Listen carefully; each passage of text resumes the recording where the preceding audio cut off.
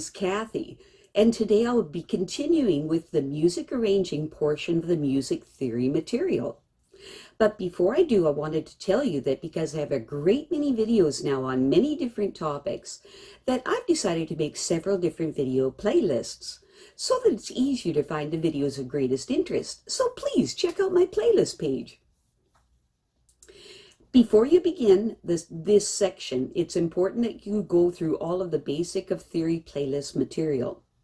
For this portion of the music theory material, we will be using Sylvia Woods' Music Theory and Arranging Techniques for Folk Harps book. This is a wonderful book that you'll thoroughly enjoy.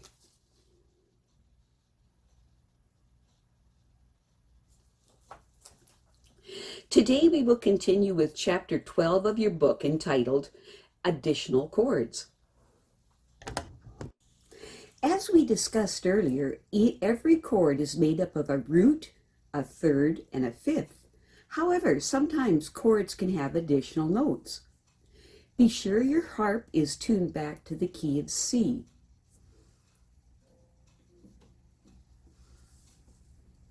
Now put 3 fingers on the G chord.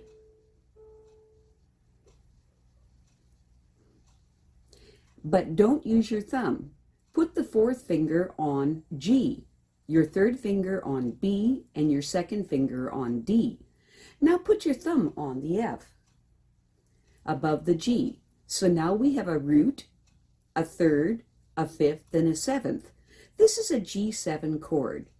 Hear it? Okay, notice that in this root position of the 7th chord, you skip 1 string between all 4 fingers. Practice playing G chords up and down your harp. Like so. There are 2 kinds of 7th chords that can be made from major chords. Play the G7 chord again. Hear it? Okay. Now play the C7 chord, which is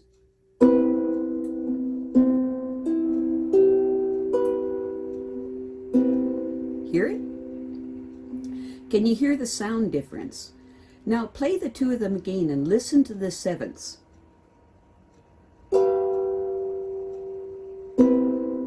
Okay? Can you hear that they sound different? The 2 chords have a different number of half steps. From G to F in the G7 chord is 5 steps. From C to B in the C7 chord is 5 1/2 steps. In the 7th in the C7 chord is called a major 7th. One way to think of a major 7th is to remember that it's as big as it can possibly be. If it was a half step bigger, it would be an octave. Instead of a 7th, it is written as major 7th or maj 7, as shown in your book in the middle of page 46. Notice that the word major refers to the kind of 7th, not the kind of chord, and so the proper name for this C7 chord is C major 7.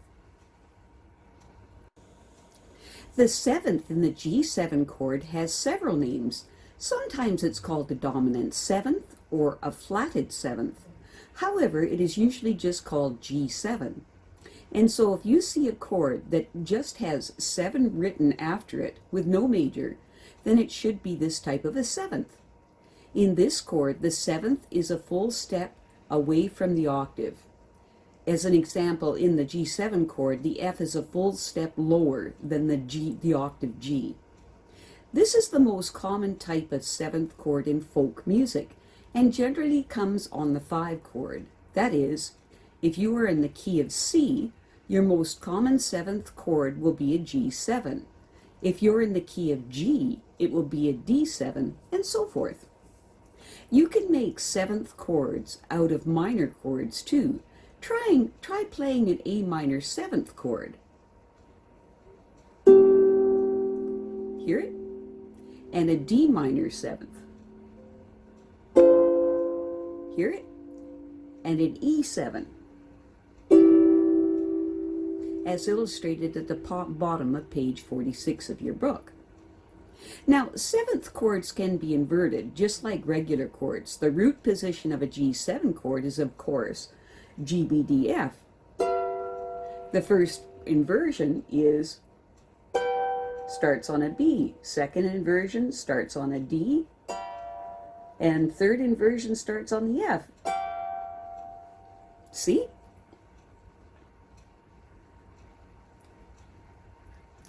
Play these inversions as illustrated at the bottom of 46 of your book until you feel comfortable. Then try them on the other seventh chords as well. Now we will try these new chords out on a piece of music called Simple Gifts, which is an American Shaker hymn at the top of page 47 of your book. You'll find that some inversions definitely sound better than others in each instance. And this is Simple Gifts.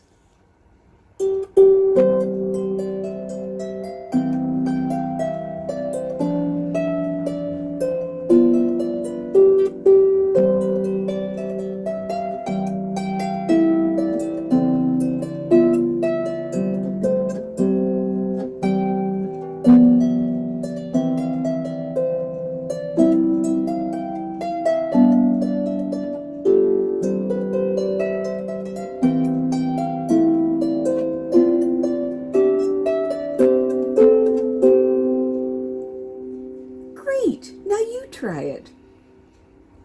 Starting with dominant seventh chord, you can continue adding notes on top, skipping a string each time to form ninth chords, 11th chords, and 13th chords.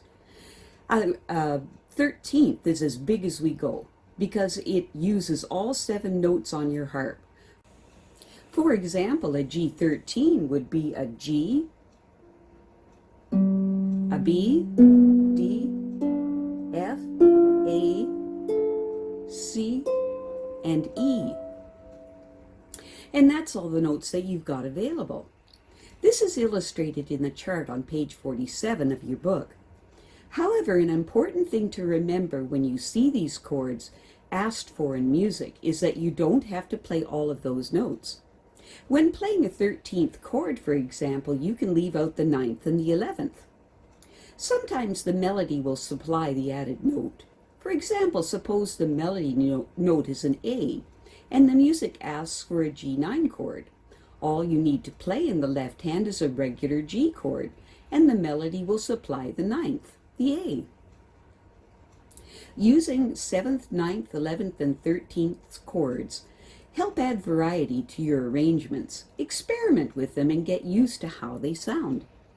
A lot of modern pop and jazz music uses these and other more complex chords, and they are vital to the sound of the music. However, as you probably have discovered, non-pedal harps have a lot of trouble playing much of this music because of our lack of readily available sharps and flats. If you are a pedal harpist and are interested in pop or jazz, you will need to refer to other theory books that contain more in-depth study of these complex chords. Another type of chord that you may run across is a sixth. A G6 would be a G, a B, a D, and an E, with E being an interval of sixth above a G. Notice that this is the same as the first inversion of an E minor 7th chord. You could call this chord either a G7 or an E minor 7, depending on the context. This chord is illustrated in the chart at the bottom of page 47 of your book.